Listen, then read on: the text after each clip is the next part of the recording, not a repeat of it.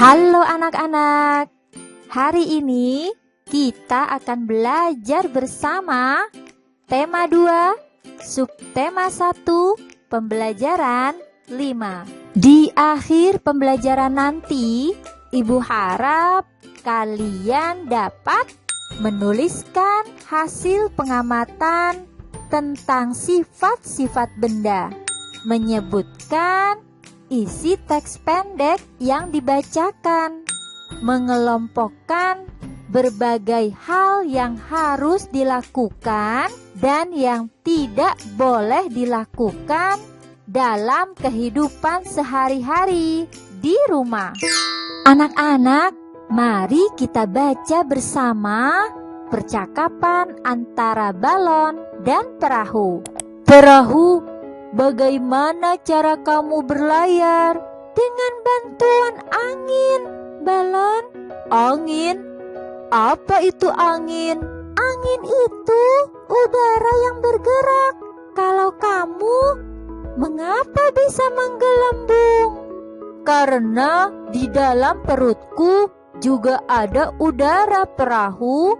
Ketika udara itu ditiupkan, aku dapat menggelembung. Berarti udara sama-sama berguna bagi kita. Anak-anak, tadi kita sudah mendengar percakapan antara balon dan perahu. Sekarang tulislah jawaban dari pertanyaan berikut berdasarkan teks percakapan. 1. Apa yang dibicarakan perahu kertas dengan balon?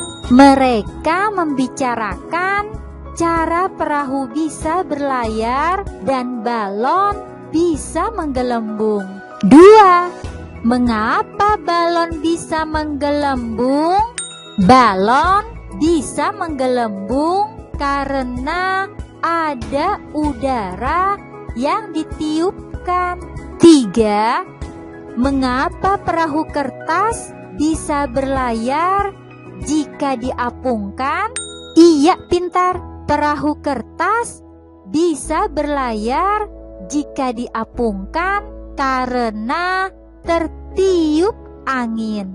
4. Sebutkan beberapa benda yang memiliki sifat yang sama seperti balon. Benda yang memiliki sifat yang sama seperti balon, seperti plastik yang ditiup, ban yang dipompa, pelampung, dan lain-lain.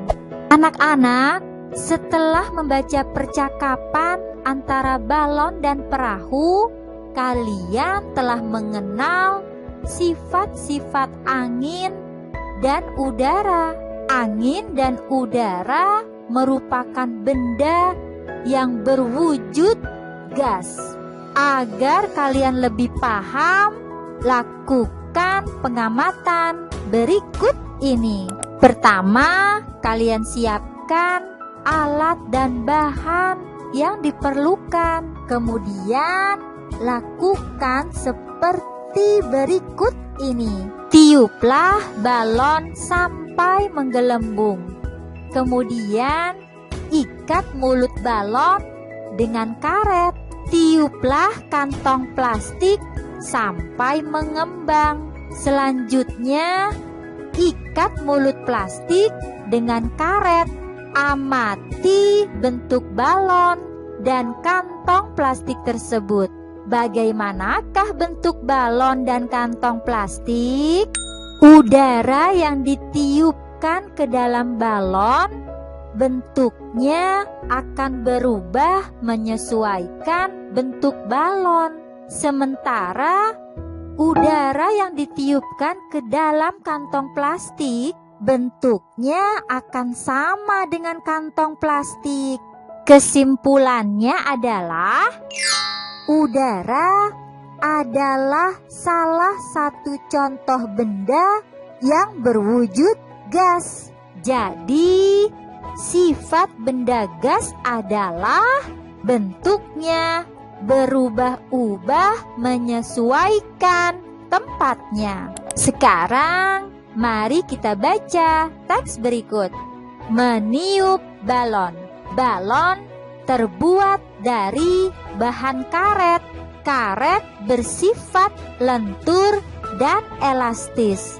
Saat kita meniup balon, udara masuk ke dalam balon. Balon yang kita tiup akan menggelembung. Udara akan menekan balon ke segala arah. Udara dalam balon akan menyesuaikan dengan bentuk balon. Begitu juga dengan kantong plastik. Artinya, bentuk udara mengikuti bentuk wadahnya. Jawablah pertanyaan berikut. 1. Bagaimana bentuk udara ketika ditiupkan ke balon?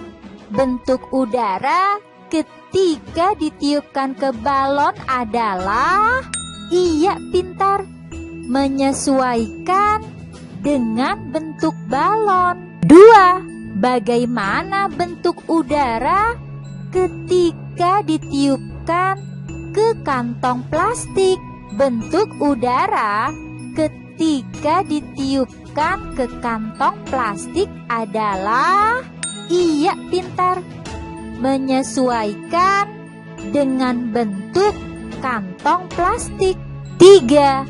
Apakah sama bentuk udara ketika ditiupkan ke balon dan kantong plastik? Iya pintar, tidak. Bentuk udara ketika ditiupkan ke balon dan kantong plastik tidak sama. 4. Bagaimana menurutmu sifat udara? Iya pintar. Sifat udara adalah bentuknya mengikuti wadahnya. Amatilah gambar berikut. Apa yang dilakukan Benny dan teman-teman? Iya, Benny dan teman-teman sedang melakukan permainan. Kepala, pundak, lutut, kaki. Bermain ada aturannya.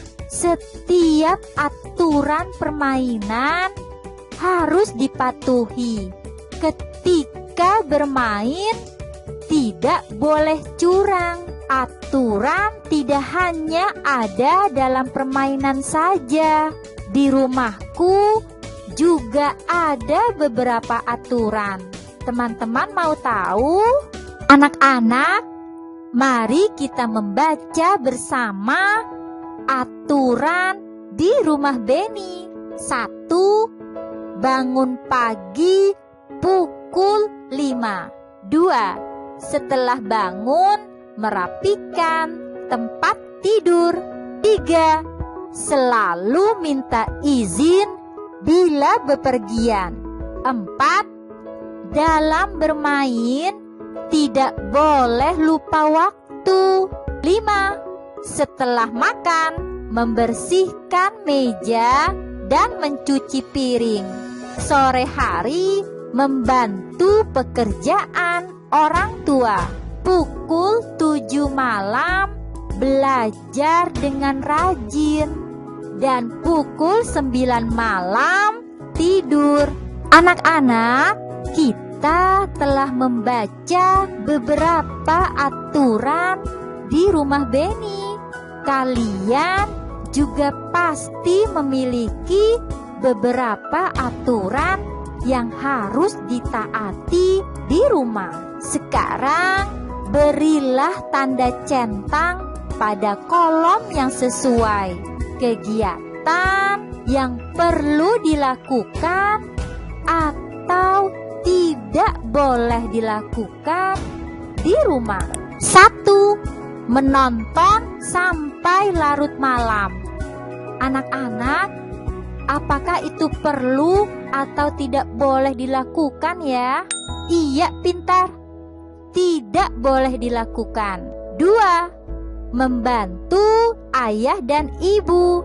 Iya hebat, perlu dilakukan. 3. Mengerjakan PR. Iya, pintar. Perlu dilakukan. 4. Bermain dengan curang. Iya, hebat. Tidak boleh dilakukan. 5. Minta izin kepada orang tua bila akan bepergian. Iya, pintar. Perlu dilakukan. Wah, kalian hebat. Sudah bisa mengelompokkan berbagai hal yang perlu dilakukan atau tidak boleh dilakukan. Anak-anak, supaya kalian lebih paham pembelajaran kita hari ini, kerjakanlah soal-soal berikut. Baiklah anak-anak, demikian pembelajaran kita hari ini. Terima kasih dan sampai jumpa di pembelajaran berikutnya.